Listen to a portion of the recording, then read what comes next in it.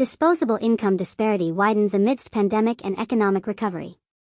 The onset of the COVID-19 pandemic ushered in unprecedented economic shifts, leaving a lasting impact on income inequality in Australia. A recent report by the Productivity Commission, titled A Snapshot of Inequality in Australia, sheds light on these changes, revealing a stark contrast in financial fortunes between the wealthiest and the rest of the population. Unprecedented decline in inequality, followed by a sharp reversal. At the onset of the pandemic, income inequality witnessed an unprecedented decline. Government assistance programs, such as JobKeeper payments and the COVID supplement, played a pivotal role in boosting the incomes of welfare recipients, nearly doubling their earnings. However, this initial reduction in inequality was short-lived. In 2021, inequality ballooned once again, eroding the gains made by low-income earners. As government assistance was gradually phased out and economic activity rebounded, those with the lowest incomes faced a significant decline in their financial situation. Unequal distribution of household income. The report highlights a striking disparity in household disposable income between the wealthiest and the rest of the population.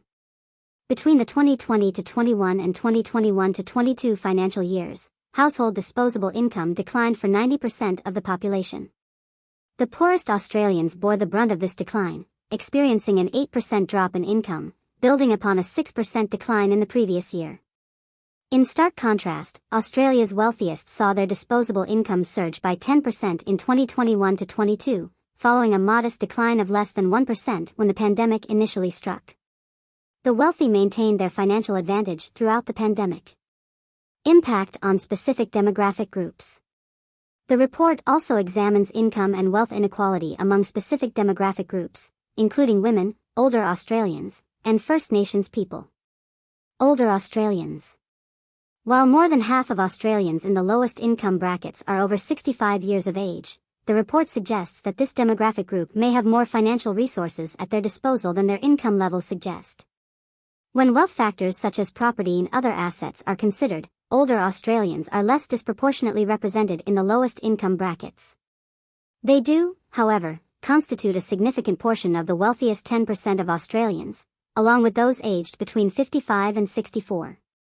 Older Australians are also major recipients of government benefits, primarily due to the age pension and the tendency for welfare recipients to transition to other forms of support upon reaching retirement age. Women. Across all income brackets, women earn less disposable income than men. In 2021-22, the average disposable income for women over the age of 15 stood at approximately $49,000, compared to $62,000 for men. The research highlights a persistent gender gap in superannuation, with the average superannuation balance for men 44% higher than for women.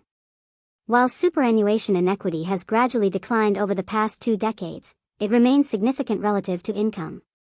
First Nations people. The incomes of Aboriginal and Torres Strait Islander people experienced sharper fluctuations than the overall average during the pandemic years. However, the income gap between First Nations men and women was narrower than for Australia as a whole. The report emphasizes that income inequality among First Nations people is both a cause and an effect of socioeconomic disadvantage, as well as the legacy of institutional racism and discriminatory policies and practices. Housing wealth and regional disparities. Housing wealth increased during the pandemic period, driven by rising house prices. This growth particularly benefited people in lower to middle income groups, partly due to the increased prevalence of remote work arrangements and the resulting demand for housing in regional areas. Conclusion. The Productivity Commission's report paints a sobering picture of income inequality in Australia, with the gap between the wealthy and the rest of the population widening amidst the pandemic and subsequent economic recovery. The report underscores the need for targeted policies to address the persistent disparities in income and wealth, particularly among vulnerable groups such as low-income earners, women, and First Nations people.